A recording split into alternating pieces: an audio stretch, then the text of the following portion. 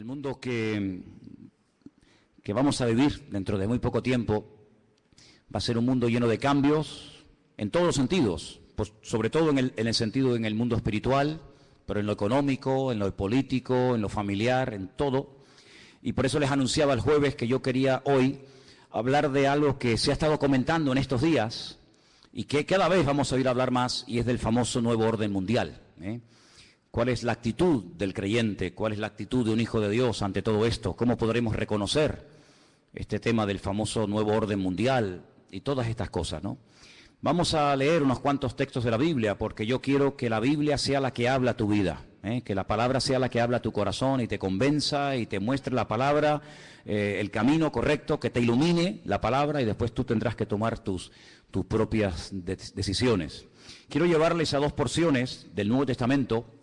Una de ellas se encuentra en el capítulo 13 del libro del Apocalipsis.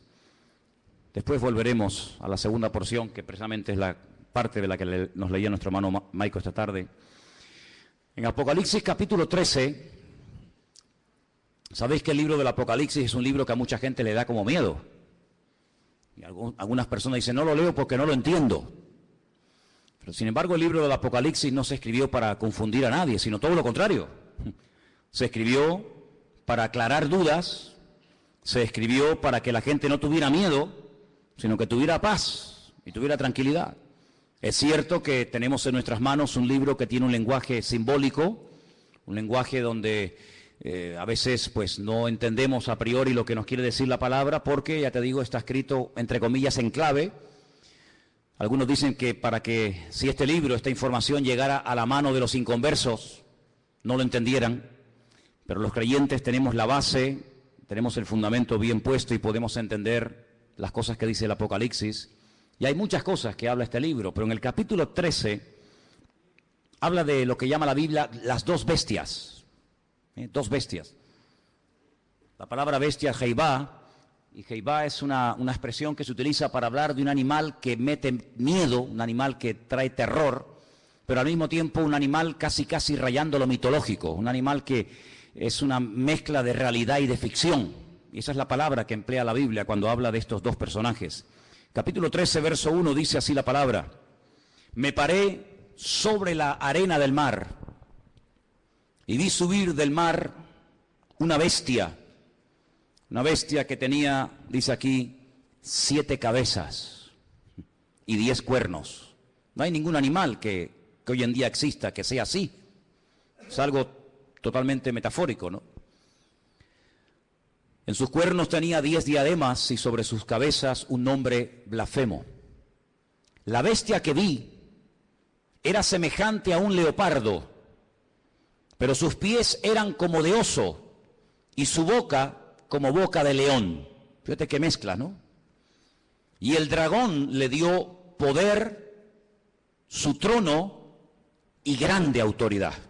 3 cosas, no te las olvides: poder, su trono y grande autoridad. Versículo 3.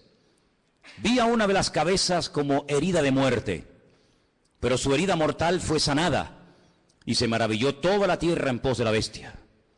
Adoraron al dragón, que le había dado autoridad a la bestia, y adoraron a la bestia, diciendo: ¿quién como la bestia y quién podrá luchar contra ella? También se le dio boca que hablaba grandes cosas y blasfemias, y se le dio autoridad para actuar 42 meses.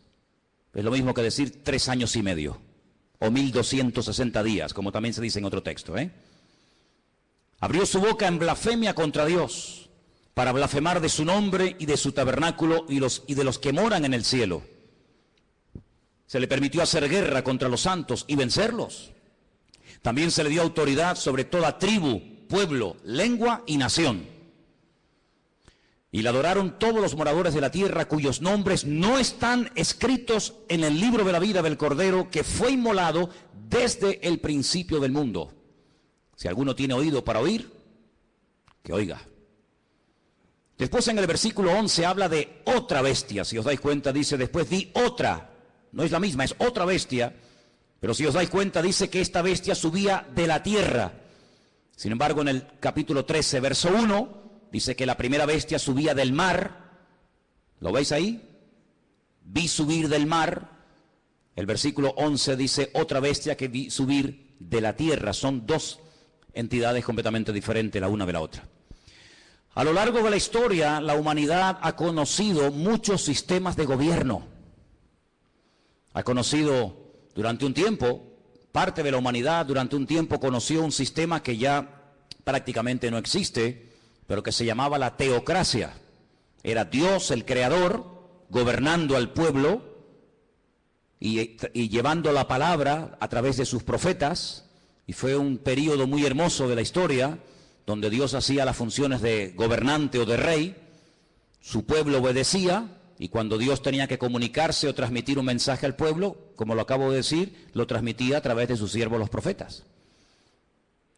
Después dice la Biblia que decidieron cambiar y dejar ese sistema y entraron en un sistema llamado monarquía.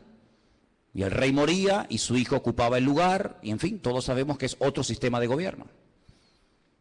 El mundo ha conocido la monarquía, la teocracia, el comunismo, el capitalismo, la democracia, gobiernos de derechas, gobiernos de centro, gobiernos de izquierda, gobiernos comunistas, gobiernos socialistas. En fin, hay cantidad de formas de llevar a este mundo, pues, por distintos caminos.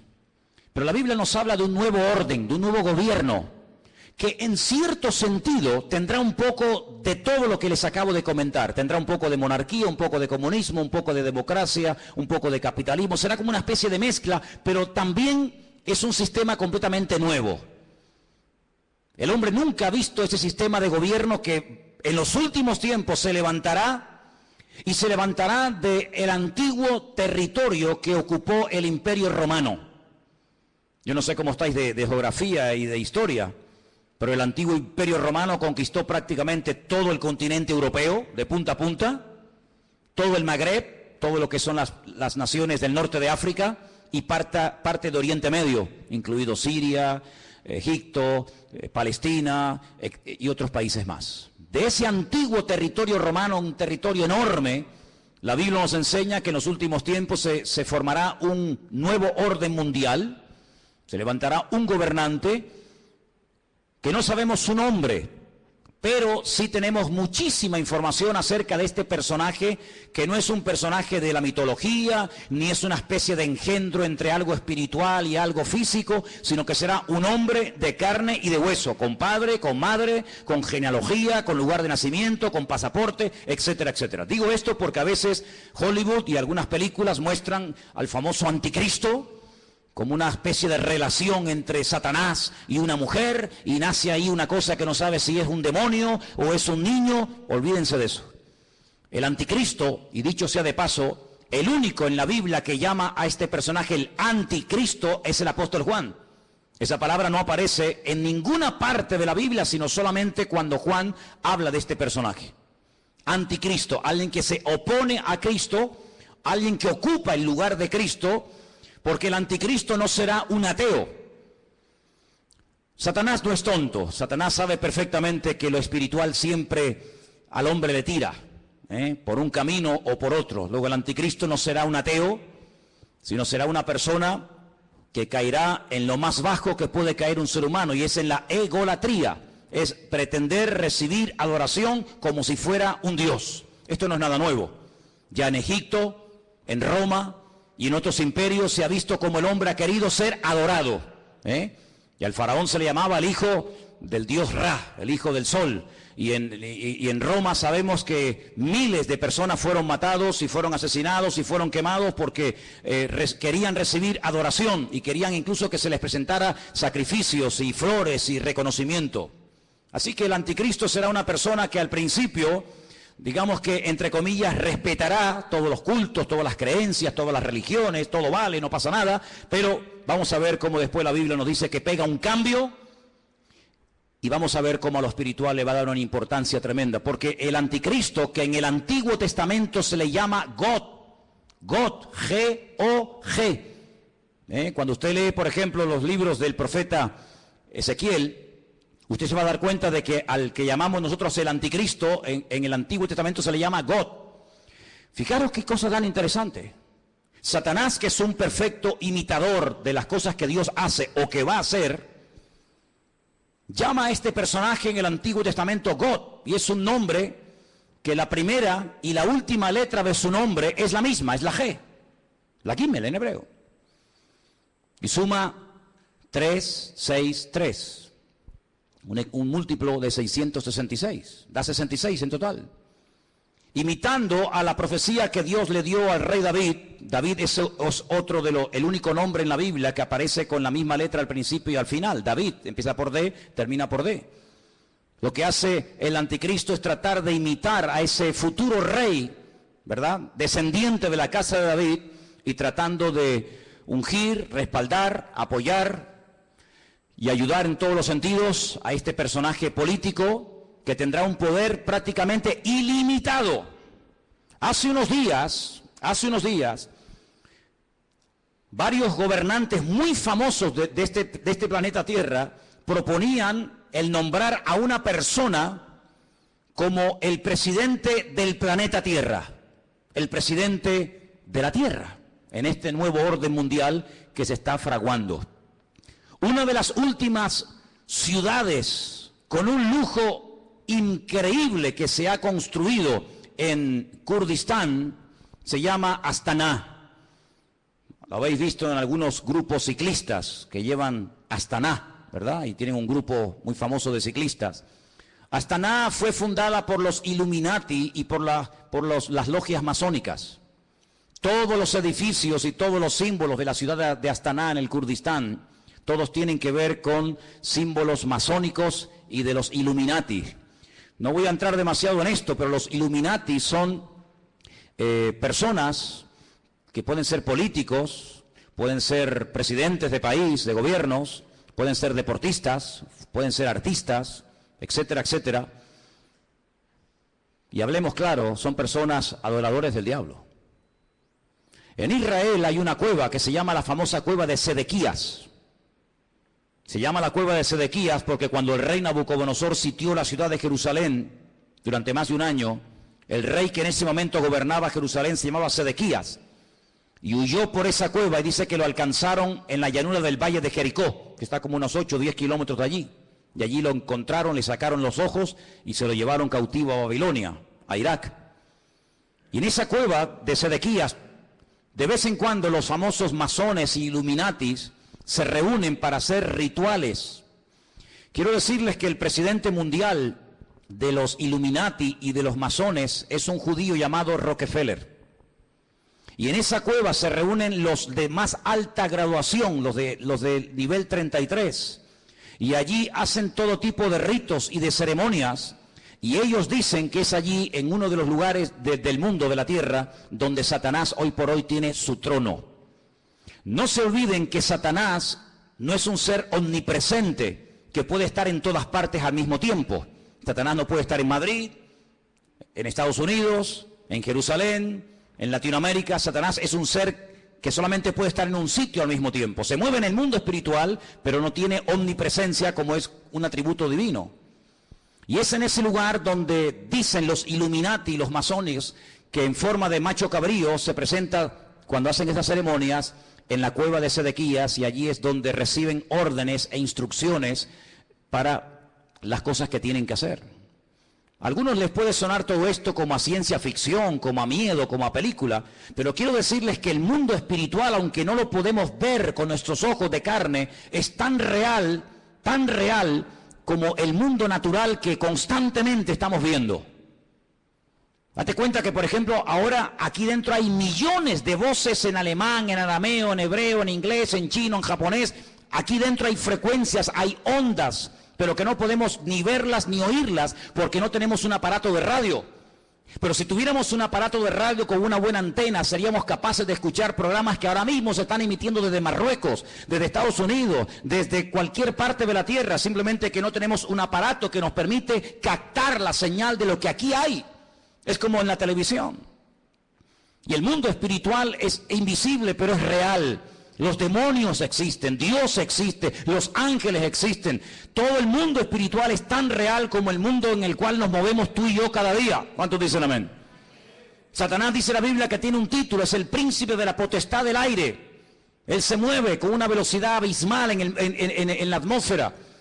Y en ese lugar es donde Satanás hoy por hoy tiene su trono. Recuerden que en el libro del Apocalipsis, cuando el Señor le habla a una de las 7 iglesias, a una, no a las 7, a una le dice, aguanten, tengan paciencia, van a ser probados, van a tener dificultades, pero resistan, yo estoy con ustedes, porque yo sé dónde ustedes viven, donde Satanás tiene su trono. ¿Dónde tiene su trono Satanás hoy en día? Pues allí, en la ciudad de Jerusalén, es donde Satanás se mueve, porque sabe que la ciudad de Jerusalén es la ciudad más importante del mundo. Es la ciudad donde el Señor Jesucristo pasó la última semana de su vida. Es la ciudad donde Él instituyó lo que conocemos como la Santa Cena, el pan y el vino. Es el lugar donde murió. Es el lugar donde resucitó. Es el lugar donde ascendió. Es el lugar donde en el día de Pentecostés descendió el Espíritu Santo en forma como de lenguas de fuego que se asentaron sobre más de 100 y pico personas que estaban allí. Es el lugar donde Zacarías capítulo 14 dice que Él volverá por segunda vez y pondrá sus pies sobre el monte de los olivos y el monte se partirá y desde allí gobernará a las naciones. Es el lugar donde dice la Biblia que todo ojo le verá y toda rodilla se doblará. Es el lugar donde vendrán los famosos 2 testigos del Apocalipsis. Es el lugar donde Dios tendrá su sede de gobierno. Es una ciudad mencionada en más de 3.500 ocasiones en la Biblia, en el Antiguo Testamento. Es una ciudad importantísima. Es un lugar donde se está orando permanentemente, de noche y de día, por esa ciudad, pero es un lugar también donde Satanás tiene puestos sus ojos, porque sabe lo que allí va a pasar y lo que allí ya está pasando. Así que el anticristo, no el falso profeta, sino el anticristo, el cuerno pequeño, como lo llama Daniel, el hombre de pecado, el hijo de desobediencia, el inicuo, esta persona cruel y despiadada, tendrá durante 3 años y medio un poder impresionante como no nos podemos ni imaginar. Esta es la última oportunidad que Satanás tiene para destruir a las naciones, para engañar al ser humano. Esta es la última oportunidad, la última bala en la recámara que le queda al diablo por hurtar, matar y destruir, dice la palabra de Dios. Así que se viene un sistema de gobierno que nunca en la vida el ser humano ha visto. Pero, como hemos leído, este hombre, este falso Cristo, este falso Mesías, el anticristo, dice la Biblia que hará alianza, escuchen bien, hará alianza, hará pacto y tendrá el respaldo económico y espiritual de un ente espiritual, por así decirlo, de un grupo religioso que la Biblia lo denomina la Gran Ramera o la Gran Babilonia. ¿Y quién es esta Gran Ramera? ¿Quién es la Gran Babilonia? Bueno, voy a leerles algunas cosas y ustedes lleguen a sus propias conclusiones. La Biblia dice en el libro del Apocalipsis, seguimos en Apocalipsis capítulo 17, que esta gran ramera, Babilonia, la madre de las rameras, que ha contaminado a toda la tierra, versículo 1 dice, vi a uno de los 7 ángeles que tenía las 7 copas y habló conmigo y me dijo, ven acá y te mostraré la sentencia contra la gran ramera, la que está sentada sobre muchas aguas. La palabra aguas en el libro del Apocalipsis no se refiere a agua, sino que la interpretación de aguas la tienen ustedes, hacemos un pequeño salto en el 17:15. Vean la interpretación. Las aguas que has visto donde la ramera se sienta, ¿qué es? Son pueblos, muchedumbres, naciones y lenguas. Esa es la interpretación de la palabra aguas. Entonces, vino a mí uno de los 7 ángeles que tenía las 7 copas y habló conmigo y me dijo, ven acá y te mostraré la sentencia contra la gran ramera, la que se ha sentado sobre pueblos, muchedumbres, naciones y lenguas. ¿Veis cómo lo podéis entender mejor? Versículo 2. Con la cual han fornicado los reyes de la tierra y los moradores de la tierra se han embriagado con el vino de su fornicación. Me llevó el Señor en el espíritu al desierto. La palabra desierto en hebreo es Bamidbar, es el lugar donde Dios habla, en la soledad, en la quietud, en la calma, donde Dios saca a su pueblo para hablarle y revelarle cosas profundas de su corazón. Y dice que allí vio una mujer sentada sobre una bestia escarlata, llena de nombres de blasfemia, que tenía 7 cabezas y 10 cuernos. ¿Cómo estaba vestida esa mujer?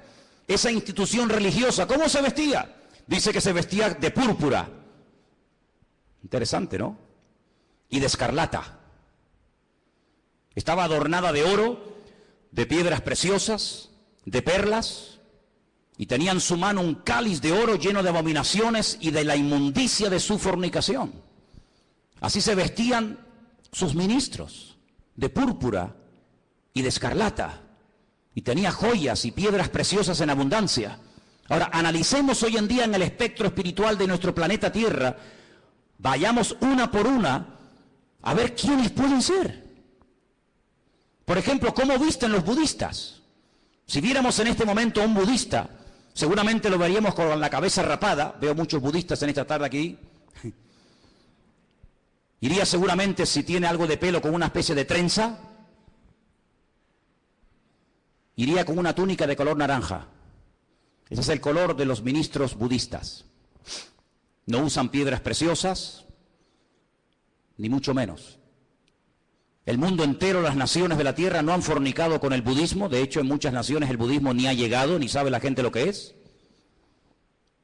Para muchos, Buda simplemente es una estatua de un señor con una panza muy gorda y nada más que eso.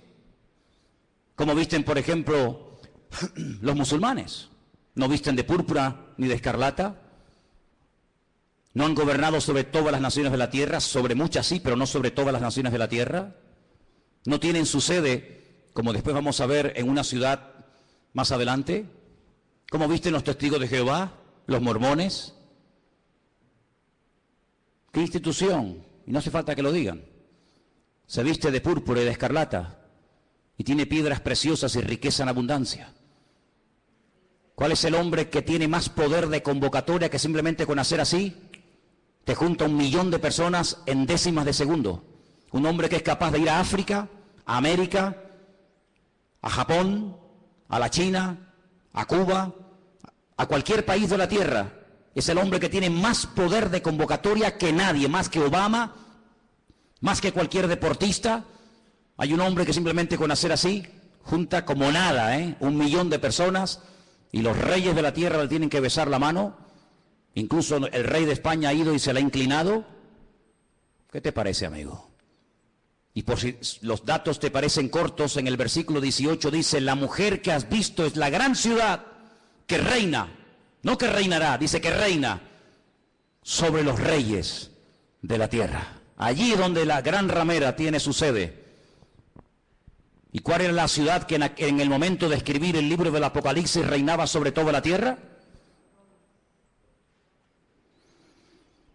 Si seguimos leyendo un poco más adelante, capítulo 17, versículo 8 dice: la bestia que has visto era y no es, y está para subir del abismo e ir a perdición, y los moradores de la tierra, aquellos nombres que no están escritos, no están escritos de la fundación del mundo en el libro de la vida, se asombraron viendo a la bestia que era y que no es. Es increíble, amados hermanos, ver cómo el anticristo se hará de la fuerza política, económica y espiritual de esta institución religiosa que la Biblia nos enseña que harán uña y carne en los últimos tiempos. Ahora bien, este anticristo no podrá hacer lo que le da la gana, sino que tiene un periodo muy corto de tiempo para llevar a cabo, digamos, su plan maléfico, que número 1 consiste en destruir al Estado de Israel. Hay una obsesión, siempre había una obsesión contra el judío. El judío es el chivo expiatorio de la historia.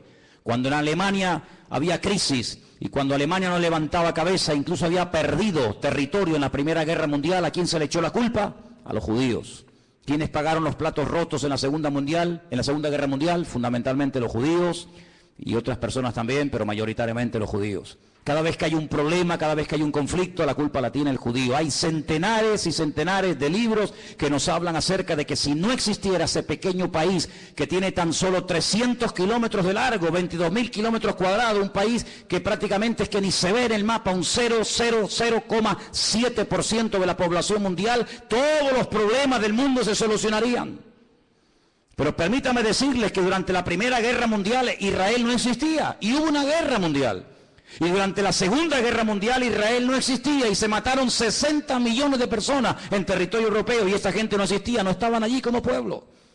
Pero siempre se ha tratado de buscar una especie de chivo expiatorio al cual echarle la culpa de todos los problemas. Y hay muchos libros que dicen que si Israel no existiera, si ese país no existiera, si se arrasara completamente a esta gente, el mundo sería un mundo de paz, un mundo más equilibrado, un mundo donde no habría tantas guerras y rumores de guerras. Así que el primer objetivo de este personaje es ganarse la confianza del Estado de Israel. ¿Y cómo se ganará según la Biblia la confianza de los judíos para que durante un tiempo corto, pero al fin y al cabo un tiempo, lo apoyen? Pues muy fácilmente, permitiéndoles cumplir el sueño que todo judío tiene durante 2000 años. No lo han perdido jamás. Han estado de aquí para allá, los han matado, los han quemado, los han crucificado, les han hecho de todo, pero siempre han tenido una obsesión en la mente, y es poder volver a Jerusalén y poder volver a ver reconstruido el templo de Jerusalén. El templo de Jerusalén fue destruido en el año 70 por las tropas romanas, capitaneadas por Tito, el hijo de Vespasiano, y desde el año 70 de la era cristiana hasta hoy, allí no hay templo. Los romanos araron aquel lugar, le cambiaron el nombre a Jerusalén y le pusieron Aelia Capitolina, le cambiaron el nombre de Israel por Palestina, para que nunca más nadie se acordara que una vez hubo una ciudad en la historia de la humanidad llamada Jerusalén y un país llamado Israel. Pero todos sabemos que ese país ahí sí sigue existiendo. 7 guerras, ningún país moderno ha tenido que soportar 7 guerras, donde incluso ha tenido que pelear a veces hasta con 14 naciones a la vez. 14 naciones se han unido por tierra, por mar y por aire para destruir a esta gente, y en las 7 ocasiones no han podido hacerlo. Pero la Biblia nos enseña, y lo dice muy claramente en Ezequiel, en Daniel, en Zacarías, etcétera, que el enemigo intentará destruir a esta nación con armas nucleares. Y la palabra de Dios nos enseña que en un valle que está a las afueras de Jerusalén, llamado el Valle de Jezreel, o el Valle de Megido, se llevará a cabo una batalla tremenda que hasta la Biblia ya ha dado el nombre de dicha batalla, la famosa batalla de Armagedón. De hecho hay películas, ¿no?, que se llaman Armagedón. Y dice la Biblia que allí vendrán naciones de todas partes de la tierra. Atacarán por el norte, por el sur, por el este y por el oeste, por tierra, por mar y por aire. Y será un tiempo de angustia para Israel. La palabra de Dios nos enseña que más de 200 millones de soldados, escuchen bien, a Juan también le asombró, imagínate, nos asombra a nosotros escuchar esta cifra, imagínate a Juan hace 2000 años en la isla de Patmos escribiendo el Apocalipsis. 200 millones de soldados se unirán con un solo objetivo: destruir al pueblo de Israel. ¿Y por qué tanta obsesión por destruir a Israel? Lo he dicho muchas veces y lo vuelvo a repetir, por una sencilla razón. Porque el Dios creador, el único Dios que existe, el Dios de Abraham, el Dios de Isaac y el Dios de Jacob, ha prometido bajo juramento, con su mano levantada, que Israel nunca será destruida, que Dios peleará por ese pueblo. A pesar de sus defectos, a pesar de su desobediencia, a pesar de su rebeldía, Dios defenderá a muerte a ese pueblo. El país, la nación, el imperio que sea capaz de destruir a Israel demostrará, número 1, o que Dios miente o que Dios no existe. Si Dios ha prometido defender a Israel a muerte y que nunca ninguna nación, ningún pueblo, ningún país, ninguna arma forjada se podrá nunca levantar contra esta gente y ser destruida, si alguien logra destruir a Israel, si alguien logra botarlos al mar como intentó Jordania hace años atrás, pues simplemente demostrará que lo que Dios prometió era mentira, o que tal vez Dios ni siquiera existe, el Dios de ellos. Por lo tanto, el enemigo está tratando de demostrar por todos los medios habidos y por haber que Dios miente. Ya lo hizo en el principio de los tiempos, en el libro del Génesis. Cuando se acerca a la primera mujer, le dice: ¿por qué no comes? ¿Por qué no desobedeces a Dios? Y la mujer dijo: porque Dios nos dijo que si pecamos y si desobedecemos la ley de Dios, vamos a morir. Y Satanás le dice: Dios te ha mentido, no es verdad, tú no vas a morir. Lo que pasa es que Dios sabe que si comes de este árbol, si desobedeces a Dios, le harás la competencia, le harás sombra y serás otro Dios. Y eso Dios no quiere que ocurra. Y la Biblia nos enseña que aquella persona le creyó al diablo, le creyó a Satanás y le creyó a la mentira. Y así como la verdad te hace libre, la mentira te esclaviza y te destruye. Por eso a lo largo de la historia, desde Caín hasta nuestros días, Satanás ha intentado destruir al pueblo de Israel, al Dios de Israel. ¿Por qué? Porque él quiere ser adorado y reconocido. Y el anticristo, este hombre, este líder político, exigirá que se le adore. Dice la Biblia que cuando el templo de Jerusalén sea reconstruido, y quiero decirles que he estado muchas veces en Israel, muchísimas veces, y cada vez que he ido he tenido la oportunidad y la bendición de poder ir al Museo del Templo, donde puedes ver absolutamente todo, salvo el arca del pacto. Ya está todo preparado, todo dispuesto, todo listo para que se reconstruya por tercera vez el famoso templo de Jerusalén, en el único lugar del mundo donde los judíos pueden construir un templo. Los judíos no son como los evangélicos que pueden construir iglesias en cualquier parte, o como los católicos que construyen catedrales en cualquier ciudad del mundo. El judío tiene la orden, la prohibición de no edificar ningún templo en ninguna parte de la tierra, salvo en el monte Moriah, donde miles de años atrás el patriarca Abraham subió a lo alto de esa montaña a sacrificar a su hijo.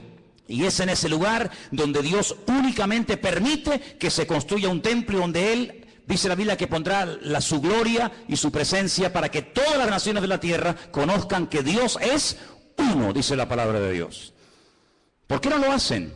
Tienen poder para hacerlo.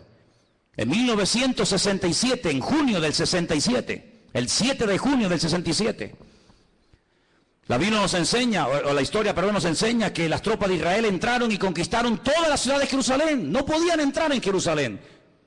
Pero en el 67 tomaron toda la ciudad.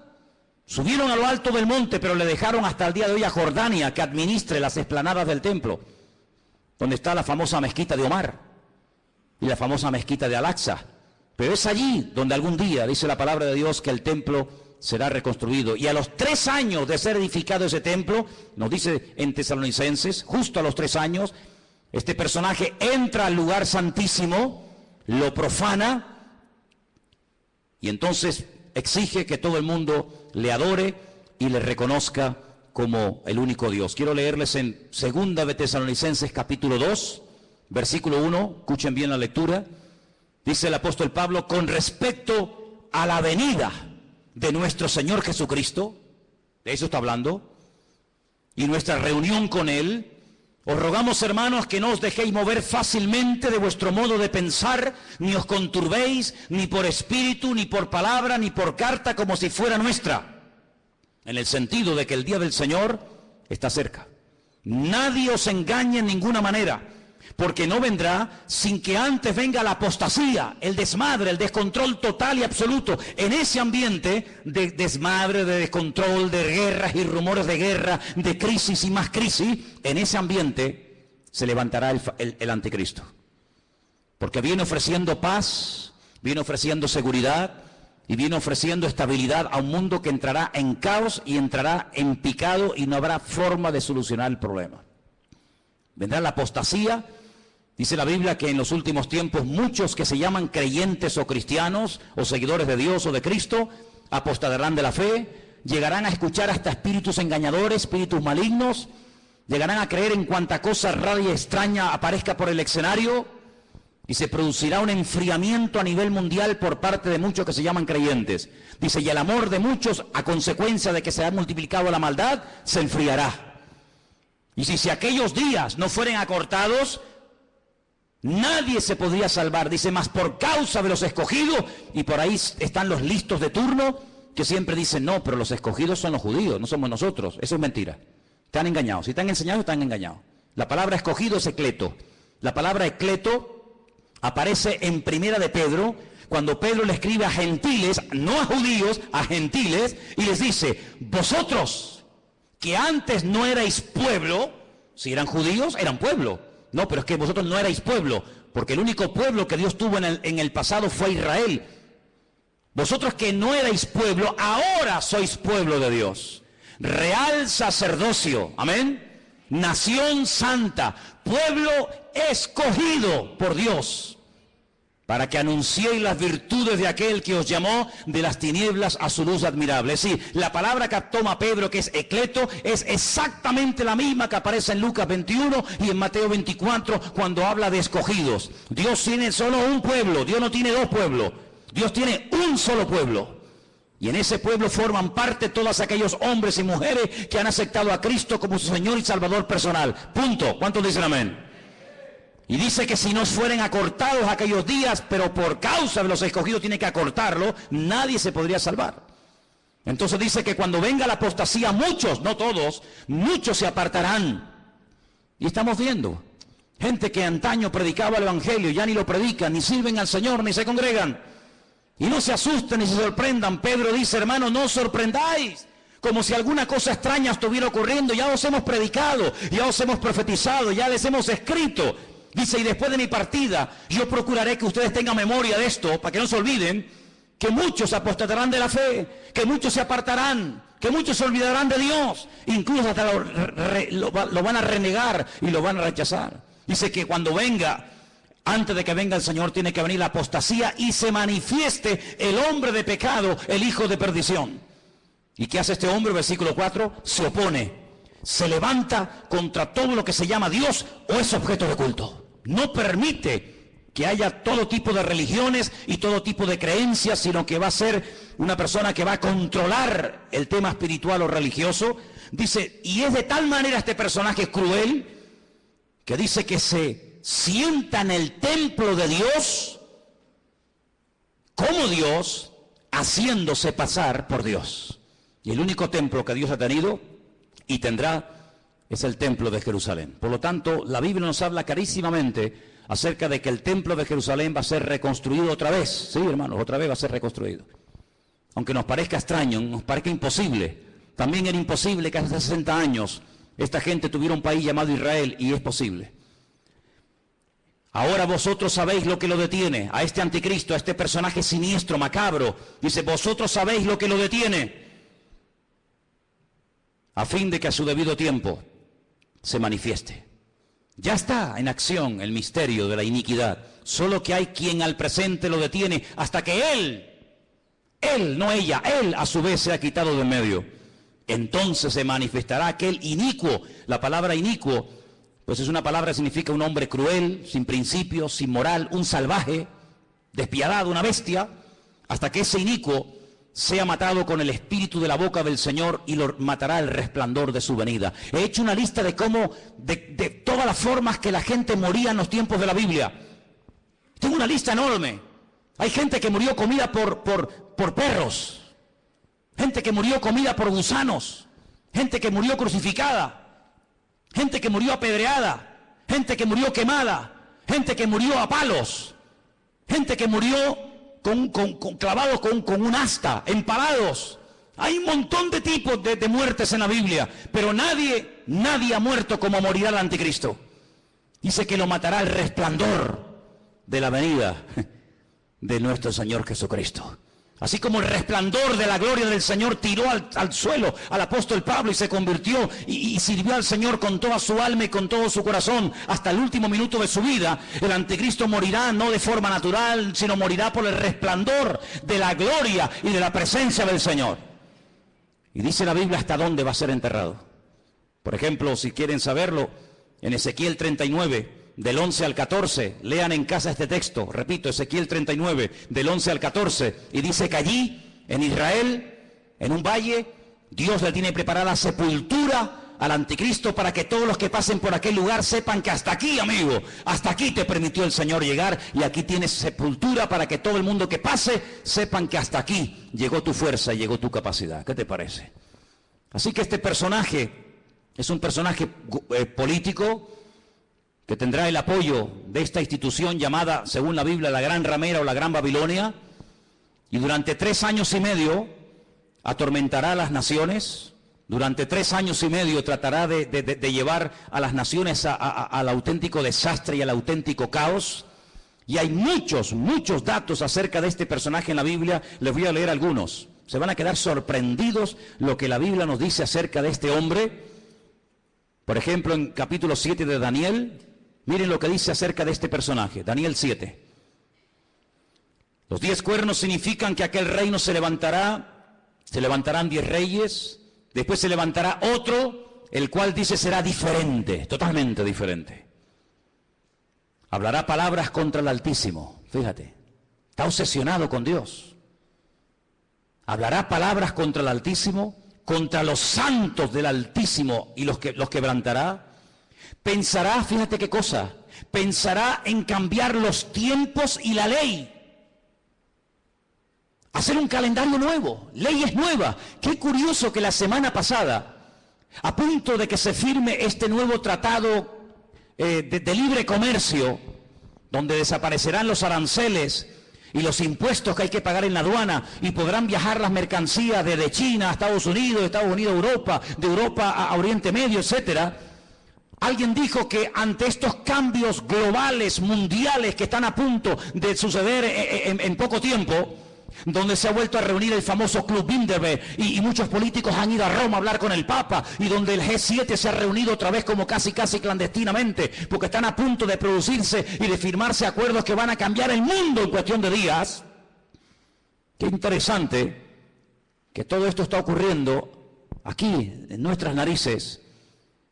Pero es interesante notar que en esa reunión alguien se levantó y dijo, y esto ha salido publicado en la prensa, que lo que hace falta es establecer un nuevo sistema también de justicia. Es decir, la justicia, las leyes, los abogados, los magistrados que tenemos en este momento no sirven, no pueden llegar a tener el control de la justicia que hace falta para estos cambios que se vienen. Hace falta otro tipo de jueces, otro tipo de abogados, otro tipo de fiscales. Qué curioso, cambiar las leyes. Una de las instituciones que el anticristo quiere cambiar es la justicia. Y quiere hacerlo lo más injusta posible. Parece que una paradoja, ¿no? La justicia que sea injusta. La ley del embudo, donde el que tiene cada vez tendrá más y donde el que no tiene cada vez tendrá menos. Querrá cambiar la justicia, la política, el orden social. Dice la Biblia que una de las cosas que harán los que tienen poder para dictar leyes es presentar leyes terribles como si fueran buenísimas. Y leyes que han sido buenísimas, que han preservado a las naciones de la destrucción, leyes con un principio moral, leyes con un principio de perdón, de misericordia, desaparecerán, y a lo malo lo presentarán como bueno y a lo bueno como malo. El jefe de todos los masones de Europa, Jacques Chirac, expresidente de la República de Francia, padre de la Constitución Europea, incluso ha llegado a proponer que en un ambiente de libertad, de igualdad, el ser humano puede llegar a casarse con un animal y hacer una ceremonia oficial donde si te enamoras de tu vaca o de tu perro te puedes casar con él, o si tu perro se enamora de ti no sé si le dirás sí o no.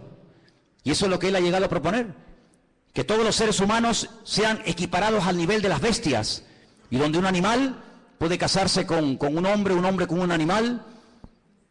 Y cosas terribles. En la Biblia nos habla como de engendros, donde se mezcla la biotecnología, donde se mezcla lo físico, lo espiritual, y verás cosas que te he puesto que es un robot, un ser humano. Hay personas que ya están siendo operadas y se córtame las piernas y los brazos.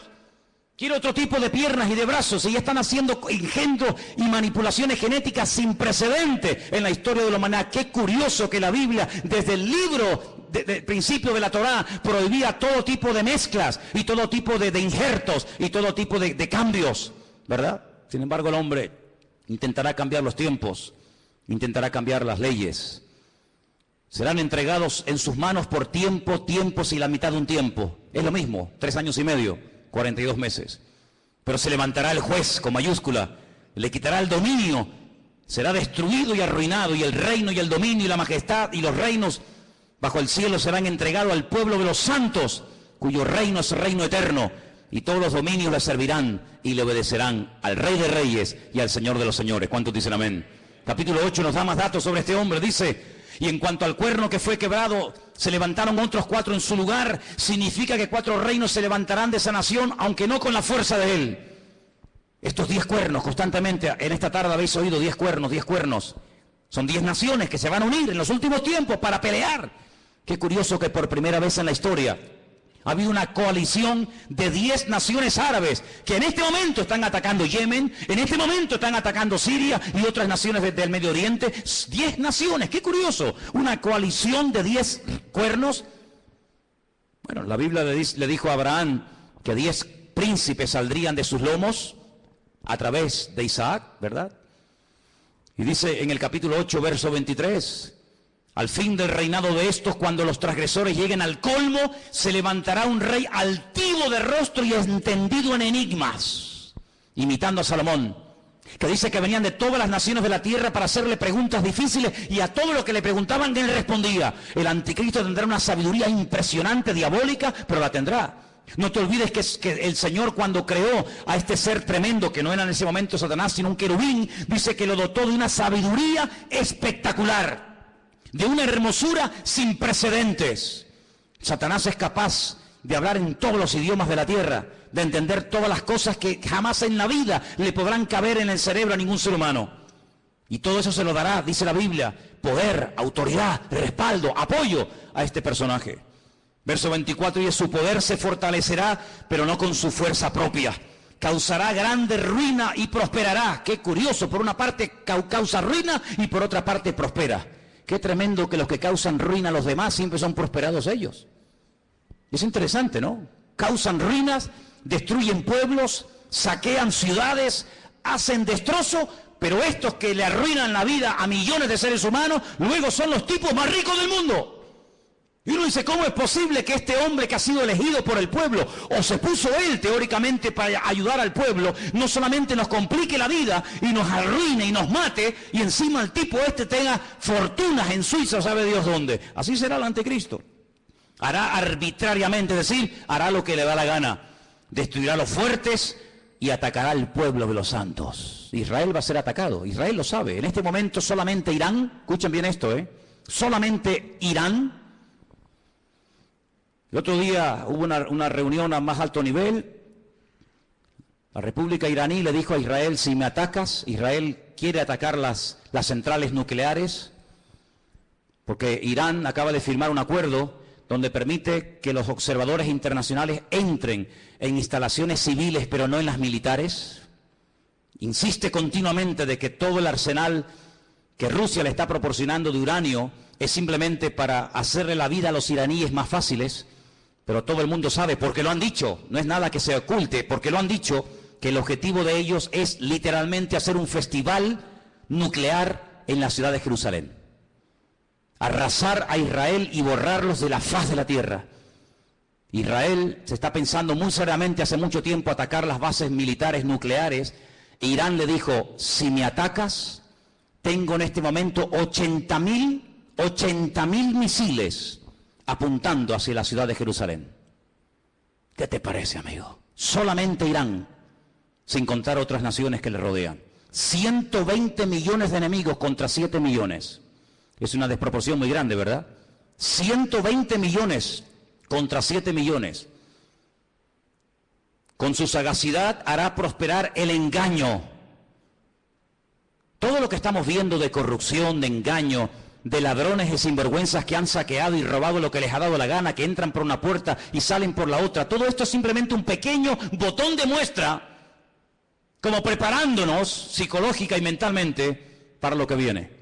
Dice que este hombre, con sagacidad, con trampas, con triquiñuelas, con mentiras, hará prosperar el engaño, se engrandecerá en su corazón y sin previo aviso atacará y destruirá a muchos. Estoy leyendo la Biblia, no estoy leyendo nada raro, estoy leyendo la Biblia.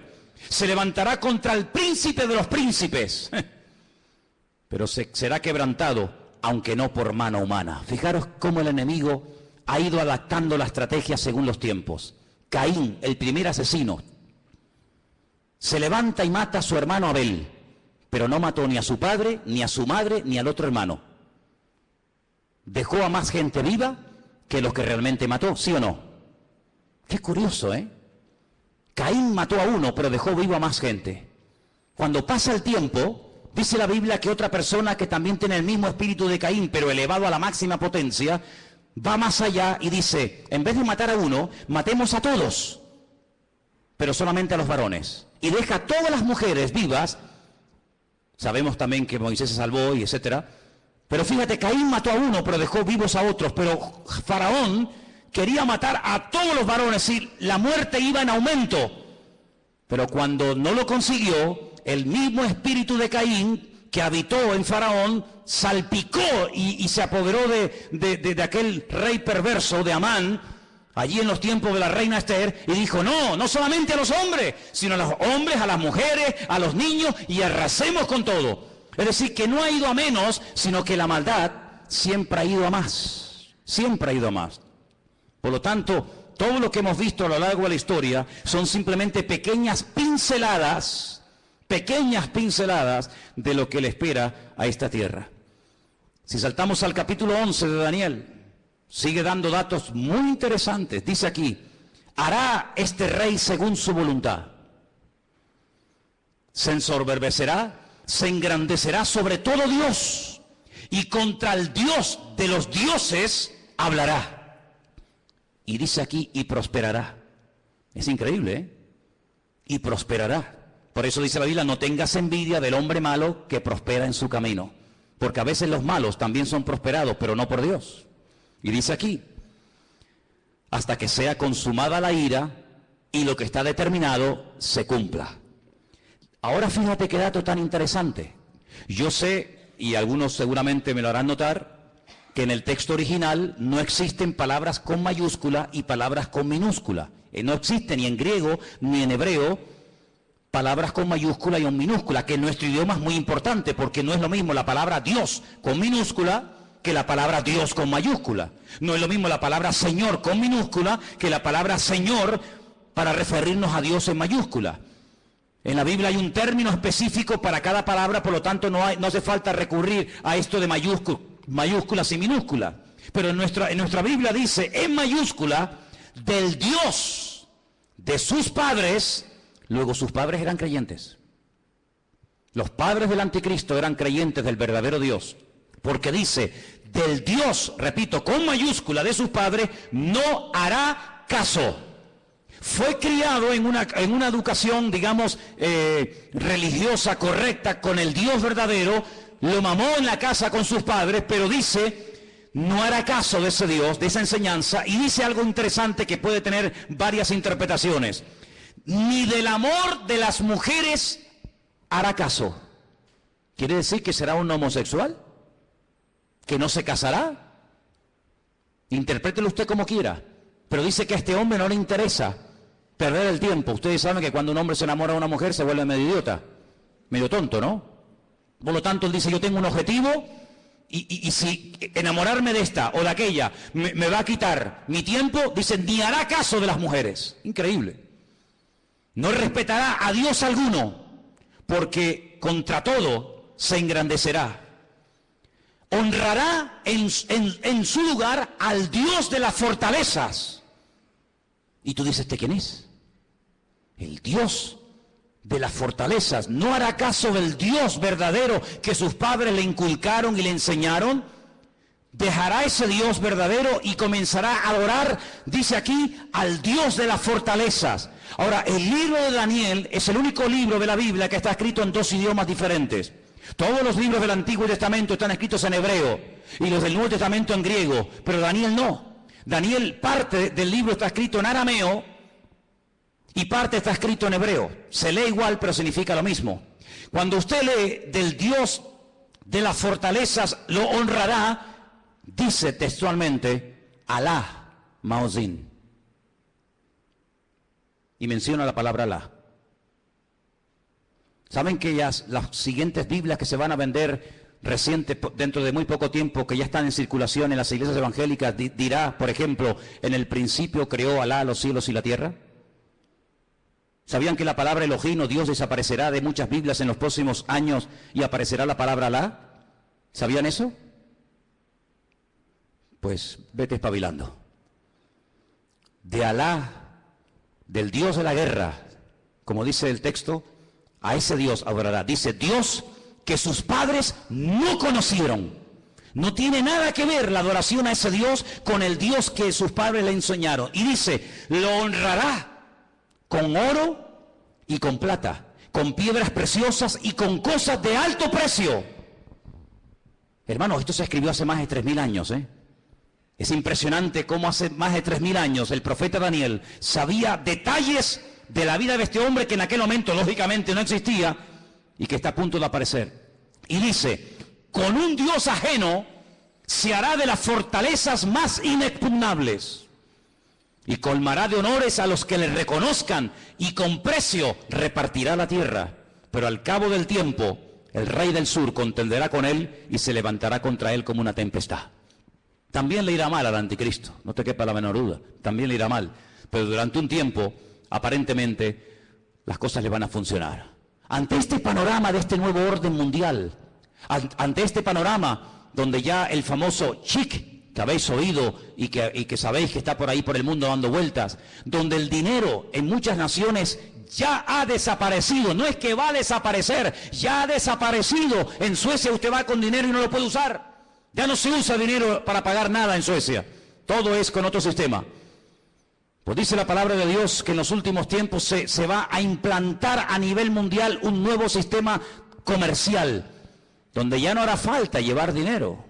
Lo puede perder, se puede olvidar de él, se deteriora, se gasta, se pierde, te lo pueden robar. Sino dice la Biblia que se va a implementar un sistema que en sí es un sistema buenísimo, pero hay que ver lo que viene detrás. Y es un sistema donde dice la Biblia que nadie podrá llegar ni a comprar nada, ni a vender absolutamente nada, ni un litro de leche, hermano, ni una barra de pan en la panadería, ni nada de gasolina para el coche. Nadie podrá, bajo ningún concepto, comprar ni vender, a menos que lleve implantado en su cuerpo un microchip, como el que llevan los perros, hace muchos años, donde simplemente con un aparatito, cualquier veterinario del mundo sabe cómo se llama ese perro, dónde vive, si está vacunado, si no está vacunado, cómo se llama el dueño, dónde vive y qué hace y qué no hace. Es un pequeño microchip alimentado con una pequeña pila de litio implantado en la piel, de tal manera que usted en cualquier momento puede llegar a una ferretería, a una carpintería, a una farmacia, a donde quiera, simplemente usted pasando su mano, automáticamente le descuentan de su cuenta bancaria lo que supuestamente usted puede tener. Así no tiene problema de que nadie le robe, de que nadie le quite nada. Y usted dirá, pero eso es una locura. No es ninguna locura. Muchísimos soldados del ejército norteamericano, muchísimos multimillonarios ya le están poniendo a sus hijos esta especie de microchip. ¿Por qué? Porque tiene muchas ventajas, aparentemente. Y es que usted está localizado 24 horas del día, aunque esté metido en un submarino bajo tierra o bajo el mar.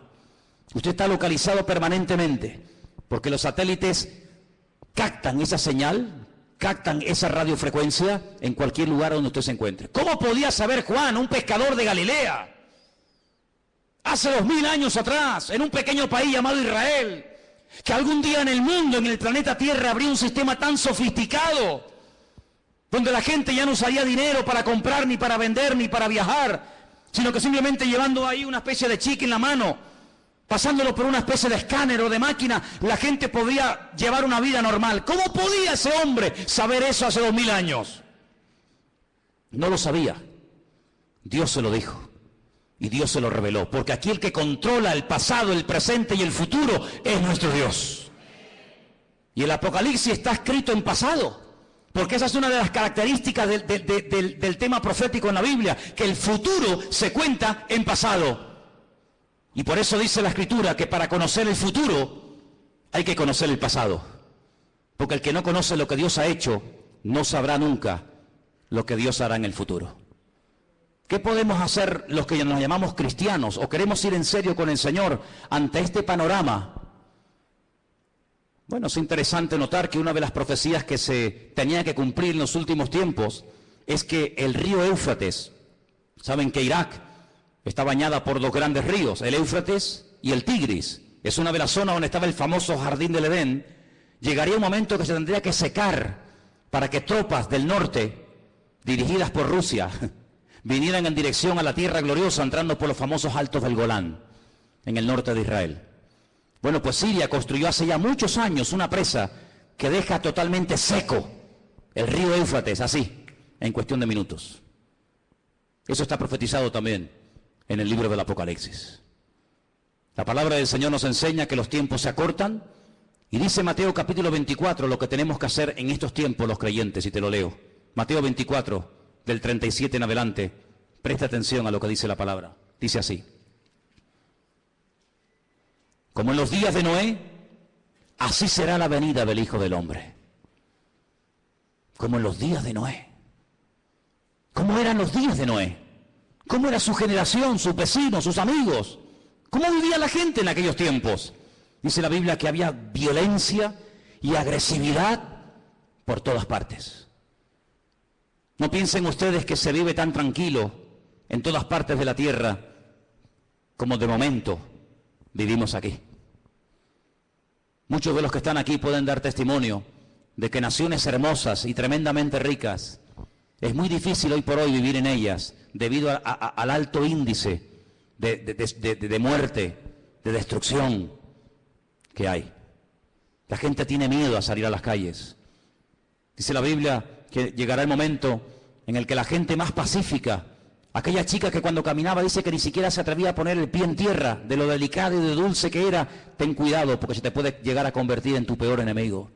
Donde los padres serán capaces de entregar a sus hijos, donde los hijos serán capaces de traicionar y de vender a sus padres, etcétera, etcétera. Como los días de Noé, violencia, agresividad, perversión, algo impresionante. Si nos metiéramos a dar datos de la cantidad de perversión que hay con niños, con jovencitas en muchas partes del mundo y muchas muy cerca de aquí, nos quedaríamos realmente sorprendidos de ver cómo hemos superado con creces a las famosas ciudades de Sodoma y Gomorra. La perversión ha llegado a unos niveles indescriptibles. Sigo leyendo en el versículo 38. Porque como en los días antes, días hermano, no años, días antes del diluvio, ¿qué hacían? Comían, bebían, se casaban, se daban en casamiento hasta el día en que no entró en el arca. ¿Cómo es posible que está a punto de venir un diluvio, que vamos a morir todos como ratas, que no hay escapatoria? Y te estés casando, pero ¿casando para qué? Si mañana vamos a morir todos. Y haciendo negocios a largo plazo, y haciendo inversiones, y comprando, y vendiendo, y comiendo, y bebiendo, cuando te quedan 20 horas de vida. Oye, si tú supieras, dime la verdad, hermano y hermana, si tú supieras con toda seguridad que te queda una hora de vida, ¿qué harías? Dime qué harías. ¿Llamarías ahora a tu hijo, a tu hija? ¿Harías algo? No, todavía queda mucho tiempo, sí. Esa actitud de diferencia, de decir, bueno, no hay tanta prisa, tampoco es para tanto, no exageres tanto, Manolo, que todavía queda mucho tiempo, que soy muy joven, que queda mucha vida por delante. Sí, también al que enterré ayer le quedaba mucha vida por delante. Y con 44 años recién cumplido el lunes, ahora está donde todos sabemos que está. Toda la vida le quedaba por delante, claro. Un chaval con 44 años, pues, hombre, pues imagínate tú lo que puedes vivir, casi otros 40 años más. Pues no, se acostó a las 9 de la noche. Y a las 7 de la mañana, su vida se apagó. ¿Qué te parece? Días antes del diluvio, Noé estuvo predicando y diciendo a la gente, viene el diluvio, que Dios va en serio, Dios te ha dado oportunidad, otra, y mañana, y pasado, y nada, y no hacían caso. Así será la venida del Hijo del Hombre. Dice, no entendieron. Oye, ¿no te ha pasado? Gente inteligente, gente con más o menos un mínimo de cultura, un mínimo de, no sé, de luz, que tú le hablas de cualquier cosa y todo lo entienden. Le hablas de política, 3 horas hablando de política. Le hablas de fútbol, va, pero yo te cuento. Le hablas de lo que quieras. Tocas el tema de la Biblia, tocas el tema del Señor y son los más torpes del mundo. Y un tío tan listo, un tío tan sabio, un tío tan espabilado, un tío que se ha buscado la vida, toda la vida, de todo entiende y de todo sabe. Lo dejas en el desierto y el tío sobrevive. Lo dejas en el Himalaya y el tío se busca la vida. Cuando le hablas del Señor, no entiende nada. ¿Leíste la Biblia? Sí, pero no la entendí. Pero tío, ¿cómo es posible que leas el periódico, leas la revista y todo lo entiende? Y cuando te hablo de Dios, no entendieron. Hay como una nube, hay como una ceguera espiritual. ¿Por qué se creen que comencé el culto cantando abre mis ojos? ¿Piensan que todo esto es casualidad? ¿Que detrás de esto no hay oración y preparación? Y diciendo, Dios mío, háblanos. Claro que lo hay. Abre mis ojos, ¿pero a qué? A la realidad espiritual de lo que se cierne y de lo que viene, hermanos. No entendieron hasta que vino el diluvio. Cuando entendieron era demasiado tarde. Claro, entendiste, pero ya no hay tiempo. Se los llevó a todos. Así será también la venida del Hijo del Hombre. ¿Qué te parece, amigo? Algunos no tuvieron miedo la primera vez que se metieron un pico en las venas. No tuvieron miedo ninguno. Algunos no tienen miedo a tirarse en parapente, en paracaídas, al vacío, nadar entre tiburones, subir al Himalaya y hacer locura. Y venga a beber, y otra. No tienen miedo, pero cuando llega la hora de poner ese valor al servicio de Dios son unos cobardes. Y la Biblia los llama así, La gente que no tiene valor para creerle a Dios los llama cobardes. Valientes para lo malo, cobardes para lo bueno. ¿No entendieron? Dice, pero por eso estarán dos en el campo. Uno se va y otro se queda. Dos mujeres estarán moliendo en un molino, la una será tomada y la otra será dejada. Y ahora viene la palabra, escúchala, velad, velad, porque no sabéis a qué hora. Es verdad, pero tal y como están las cosas, la hora no la podemos saber, pero ¿qué quieres que te diga? Viendo todas las piezas del puzzle, uno las va juntando por aquí, las va juntando por allá, lo que oye por aquí, lo que oye por allá, lo que me cuenta fulano, lo que yo he leído, lo que me han contado, lo que yo veo tal, y va juntando y dice, Dios mío, nos queda poco, la hora imposible, pero el Señor está cerca. ¿Cuántos lo saben? Sabed esto, que si el padre de familia supiera que hora el ladrón va a venir, velaría y no dejaría minar su casa. Lógico. Si yo sé que esta noche a las 3 de la mañana me va a venir alguien a robar la casa, yo no duermo. Yo no lo voy a recibir con una Biblia, Yo me hago de un palo o de un hacha, lo que haga falta, que venga a las 3 de la mañana, que venga. Te voy a dar la del pulpo, te voy a dar. Pero si yo no sé que viene a las 3, yo me voy a dormir, me levanto mañana y cuando me levanto digo, ¡ay va! ¡Que me han robado! Que me han quitado esto, que me han quitado lo otro. Pero dice la Biblia, cuando tú sabes que el Señor viene pronto, tú no estás distraído, tú no estás atontado, tú no estás agobiado. ¿Qué es lo que hace el diablo? A uno los revienta a trabajar, como a los judíos en Egipto. Que trabajen como mulas. Así no piensan, así van a llegar a la noche a la cama rendidos. Pero el diablo también a otro le dice, no trabajes tanto. ¿Para qué trabajar tanto? Y los tiene todo el día ociosos, sin pegar palo al agua, y entran en depresiones. Se aburren, comienzan a tontear con esta, a tontear con el otro, mensajitos a este, mensajitos al otro. Entonces los dos extremos. O te revienta a trabajar para que no tengas tiempo ni para orar, ni para leer la Biblia, ni para congregar. No, estoy muy cansado, no puedo. No, es que no tengo tiempo. O te lleva al otro extremo y dice, no pegues un palo al agua, no seas tonto. Y estás todo el día buscando un juguetito en lo que entretenerte. ¿Qué te parece? El diablo no es tonto, El diablo no es tonto. Sabed esto, que si el padre supiese a qué hora habría de venir, velaría y no dejaría minar su casa. Por lo tanto, tenéis que estar preparados, porque el Hijo del Hombre vendrá a la hora que no penséis. ¿Cuántos dicen amén? Os voy a dar una cita para que la leáis tranquilamente en casa. Se titula El Anticristo. Está en 1 de Juan 2, del 18 al 24. El Anticristo. Una de las características de este hombre, ¿cuál será? Ahí está. 1 de Juan 2, del 18 al 24. Algunos dirán, bueno, pero cuando, hermano, las cosas se pongan feas, difíciles, cuando empiece a ocurrir todo esto, los creyentes no vamos a estar, ¿no? Entonces, ¿para qué se escribió la Biblia? Si no vamos a estar, ¿para qué se escribió? Tanta tinta, tanto libro, tanta literatura, tanta advertencia, tanta profecía, tanto mensaje. Si al final no vamos a estar, está perdiendo el tiempo. Es que se escribió tanto para que el pueblo de Dios no fuera sorprendido. Alguien dijo hace 150 años, escucha bien esto, hace 150 años, alguien dijo, tranquilos hermanos, cuando empiecen las persecuciones, cuando empiecen las matanzas, cuando empiece el mundo a ponerse difícil y duro, el Señor arrebatará su iglesia y aquí no estaremos ninguno. Esto lo dijeron hace 150 años. Es decir, durante 2000 años los creyentes se han estado preparando para servir al Señor a las duras y a las maduras, con persecución o con aplausos. Pero claro, por ahí cayó en buena tierra, entre comillas, la enseñanza de que los creyentes no iban a estar en tiempos de persecución. Sin embargo, nuestros hermanos de Irak, de Siria, de Corea del Norte y de tantas y tantas naciones que están muriendo quemados, vivos, apaleados, crucificados, degollados como si fueran animales, ¿son ellos creyentes o no? ¿Estarán ellos en pecado y por eso Dios les paga así? Cuando dice la palabra de Dios que los mártires nos tienen que dar ejemplo a todos y a cada uno de nosotros. Por lo tanto, velemos y oremos, porque las cosas no van a ir a mejor. Todo esto de pactos, que si Podemos, que si el PP, que si... Hay algunos que son tan ingenuos, tan tontos, que creen que todo se va a solucionar a base de habla, que te habla y promete y te doy, y tú aquí y tú allá.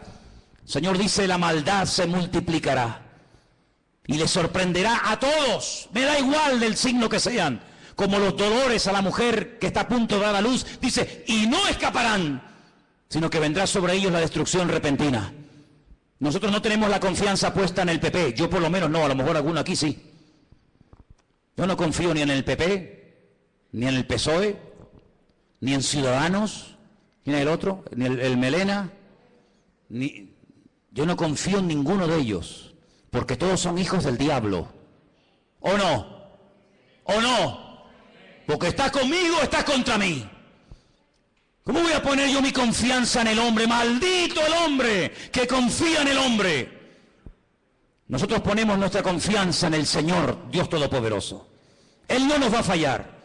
Estemos en el diluvio, estemos en la tormenta, estemos en la cárcel o estemos fuera, yo estaré contigo todos los días hasta el fin del mundo y nadie te podrá hacer frente en todos los días de tu vida. Eso es lo que nos dice el Señor y a eso tenemos que agarrarnos ahora más que nunca. Por eso llevo años diciendo cada semana, oh hermanos oremos, hermanos busquemos al Señor, métanse en la palabra. Dejen de perder tiempo en tontería, no hagan planes que tú no... hablando de planes, ¿cuántos de los que están aquí tienen planes y meten al Señor en sus planes? Es que lo tenía aquí apuntado y no me puedo ir sin decirlo. ¿Incluyes a Dios en tus planes? A ver, ¿sí o no? Pues lo estás haciendo fatal. Fatal. ¿Que no puedo incluir a Dios en mis planes? No. Pero hermano, no te entiendo. Espera, déjame que te explique. Pues si no te vas a quedar así. Tú no tienes que incluir a Dios en tus planes. Tú tienes que meterte en los planes de Dios. ¿Ves la diferencia? Yo tengo planes, quiero ser médico, quiero ser abogado, quiero estudiar 5 carreras, quiero casarme con un chico alto, guapo, rubio, maravilloso, que habla inglés, arameo, francés, chino, japonés, tenga un coche, un yate, un avión. Claro, esos son tus planes. Y Señor, me tienes que ayudar, me tienes que ayudar, amigo, Tú tienes tus planes, tus proyectos, y ahora me caso, y ahora me divorcio, y ahora compro, y ahora vendo, y ahora voy a la playa, y ahora voy al monte. Tú tienes tus planes y metes a Dios en tus planes. Te equivocas rotundamente, no has entendido nada. Y tú dices, pero ¿cómo se predica en esta iglesia? Sí, amigo, aquí estamos para esto. Si quieres más la papita dulce, vete allá a la esquina que está la guardería Heidi. Aquí yo te digo que la única manera de ir de gloria en gloria y de victoria en victoria no es metiendo a Dios en mi agenda, sino metiéndome yo en su agenda y en sus planes y en sus proyectos. Y entonces Dios te va a bendecir y Dios te va a ayudar. No metas a Dios en tu vida, métete tú en el Señor y entonces el Señor te va a ayudar. Y se abre la puerta, se cierra la puerta, poder decir gloria a Dios, porque Dios está conmigo y nadie me podrá frenar en los días de mi vida. Aleluya. ¿Cómo que tus planes? ¿Qué dices, amigo? ¿Cómo que tus planes? Ya no vivo yo. Ya no vivo yo, es Él el que vive en mí. Por eso es muy difícil ser cristiano, porque ¿a quién no tiene planes? ¿A quién no le gusta? Hombre, a mí me han dicho, ¿cuántas veces me han dicho, ay, yo sé que el Señor tiene que venir, pero que no venga ahora mismo porque yo me quiero casar? Bueno, pues nada. Pues entonces, dile al Señor, Señor, no vengas de momento porque me he comprado el vestido. Me compran los zapatos. Y claro, si vienes, ¿cómo me los pongo? Esa es como me dijo a mí una chica cuando inauguramos esta iglesia hace 14 años atrás. Tuvimos culto sábado y domingo.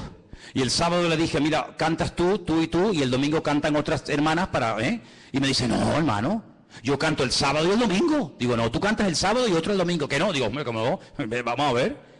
Y digo, pero ¿tú por qué tanto empeño en cantar también el domingo? Y me dice, porque me he comprado 2 vestidos. Me he comprado uno para el sábado y otro para el domingo. Y si no canto el domingo no me van a ver el vestido nuevo. Y yo le dije, pero ¿tú vienes aquí a la iglesia para presumir de vestidos? Porque si vienes aquí a aparentar y a presumir, aquí te sobra el sitio, hija. Así que ahora no vas a cantar ni el sábado ni el domingo. Mira lo que te digo. Pues aquí no venimos a verte a ti. Aquí venimos a adorar al Señor. Y cogió y se fue. Se fue a cantar donde le aplaudían. Pero aquí al único que aplaudimos, y le pido que ahora le deis un aplauso a Él, es al Rey de Reyes y al Señor de los Señores. A Él sea la gloria por los siglos de los siglos. Amén. A Él solamente. Aleluya. Fuertes aplausos a nuestro Dios, hermano. Amén, amén, amén. Aleluya. Amén. Nada más que a Él. Todo lo demás sobra. ¿Cuánto tiempo va a reinar el anticristo? ¿Cuánto tiempo va a estar este personaje, este tipejo? ¿Cuánto tiempo? Lo hemos leído. Tiempos y la mitad de un tiempo. 42 meses, 1 año y medio, 3 años y medio. ¿Eso es lo que va a durar? 3 años y medio. ¿Pero cuánto va a durar el reino de nuestro Dios? Por los siglos de los siglos. Amén. Sí, tú tendrás tu tiempo de gloria, como muchos que ves en televisión, de plató en plató, de programa en programa. Parece que pasa un tiempo y desaparecieron. Cierra tus ojos, hermano. Empápate de la Biblia. Métete en el Señor. Y dile al Señor, yo haré en la vida lo que tú quieras. Solamente lo que tú quieras. La vida cristiana no es hacer lo que yo quiero y usar a Dios para mi beneficio personal. No. Eso no es vida cristiana, eso se llama religión.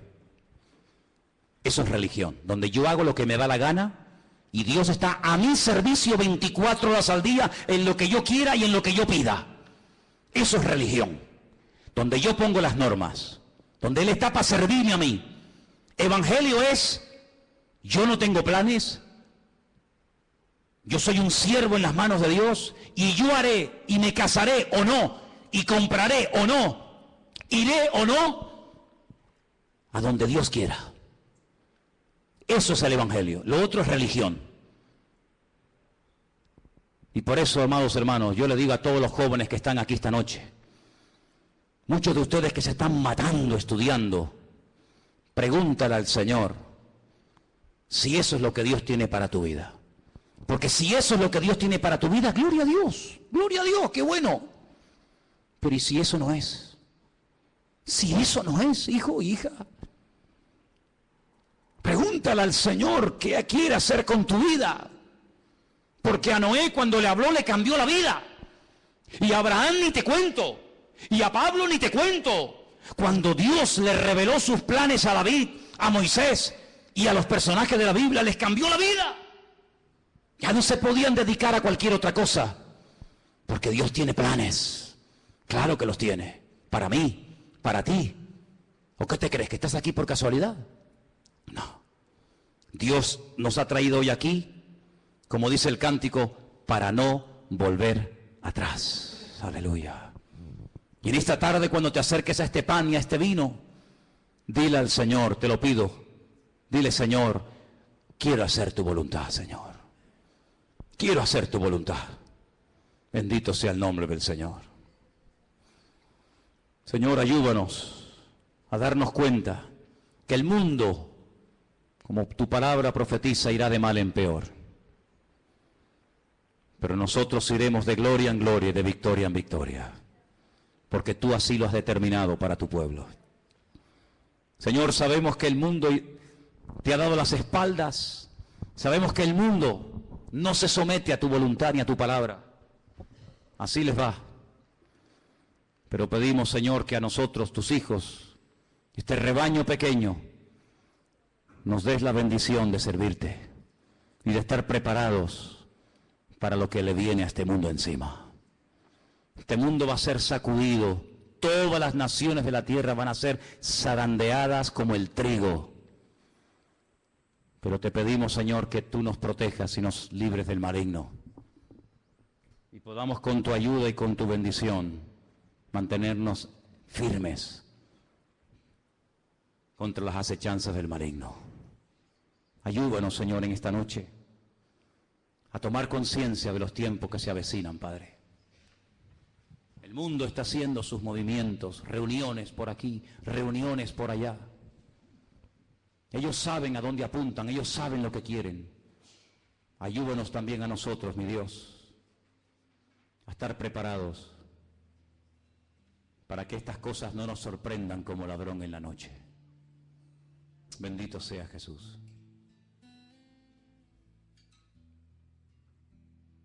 Ahí sentado como estás, prepara tu corazón para venir a la mesa del Señor y participar de